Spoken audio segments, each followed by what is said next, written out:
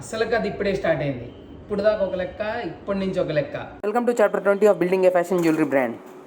అసలు మొన్నటి దాకా షాప్ ఓపెన్ చేద్దాం అనే కాన్సెప్ట్ మైండ్లో ఉంటుంది. ఇప్పటి నుంచి షాప్లో వచ్చే ప్రతి కస్టమర్ని ఎట్లా ఇంప్రెస్ చేయాలి, వాళ్ళని మళ్ళీ రిపిటేషన్ ఎలా చేయాలి, అది మెయిన్ టాస్క్. షాప్ ఓపెనింగ్ రోజు బాగానే వచ్చింది, మన కేరళ డ్రమ్స్ ద్వారా అట్రాక్షన్ అయితే అయ్యారు, కస్టమర్స్ మళ్ళీ బాగానే వచ్చారు.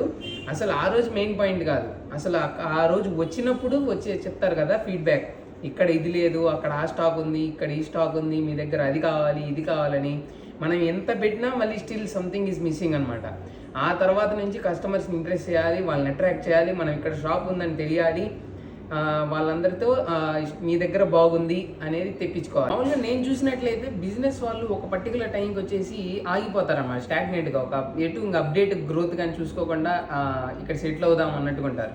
బట్ నేను చెప్పేది ఏంటంటే అప్డేట్ అనేది చాలా ఇంపార్టెంట్ ఎప్పుడైనా బిజినెస్లో. నాకు తెలిసి కార్పొరేట్స్ వాళ్ళకి నార్మల్ వాళ్ళకి అదే మెయిన్ డిఫరెన్స్.